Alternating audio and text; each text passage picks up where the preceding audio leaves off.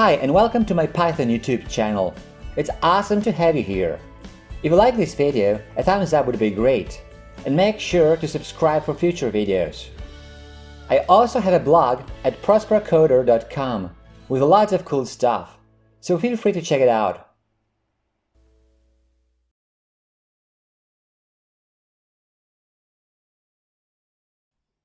Most of the time we've been creating figures and axes using the PLT subplots method. Today let's have a look at the layout manager that can help us with it a little. The Subplot2grid manager enables us to create axis instances that span multiple rows and/or columns. To use the manager, we have to call the PLT Subplot2grid method with some arguments. In particular, there are two mandatory arguments. The shape of the axis, which is a tuple with two values, the number of rows and the number of columns.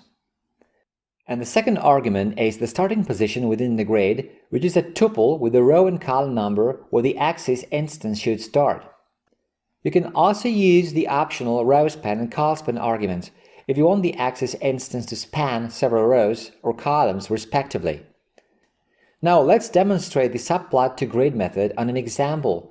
Let's create a 4x4 grid, so 4 rows, 4 columns, and then place some axis instances in it. In the example below, I also added some text annotations and removed the ticks for clarity's sake. So first we have the imports as usual, and now the first axis instance should be in row 0, column 0. So let's name it x0.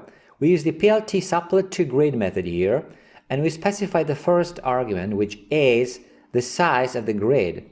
4 rows and 4 columns, 4x4. And here's the second argument, the tuple, where we specify the coordinates where the axis instance should start. So 0, 0, row 0, column 0. Now let's add some text to make it clear, so x0, so that we know where this first axis instance goes. And let's also use the null locator to get rid of the ticks. Now the second axis instance should start in row 0, column 1, so it's very similar. Here we always have to specify the size of the grid, so 4x4. This goes with all the axis instances below 2. And here we specify the position in the grid of this second instance. So 0 means row 0, column 1, col span 2, so it should span 2 columns.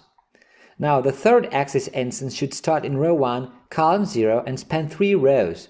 So here we have row 1, column 0, row span equals 3. The fourth axis instance should start in row 1, column 1 and span 3 rows and 2 columns. So row 1, column 1, row span 3, col span 2. Now the fifth axis instance should start in row 0, column 3 and span all 4 rows. So row 0, column 3, row span equals 4. Now let's run it to see it in action. So here we have all the axis instances with the annotations we added to them to make it clear where each of them goes. x0 is here in row 0, column 0. Row 0, column 0. x3, for example, is here. As we can see, it starts in row 1, column 1, and it spans 3 rows, 1, 2, 3, and 2 columns, 1, 2. And it works the same with the other examples. Okay, that's it for this video. If you like it, a thumbs up would be great.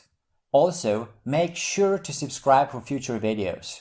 If you want to leave a comment or ask a question, you're welcome to do so. Thanks for watching.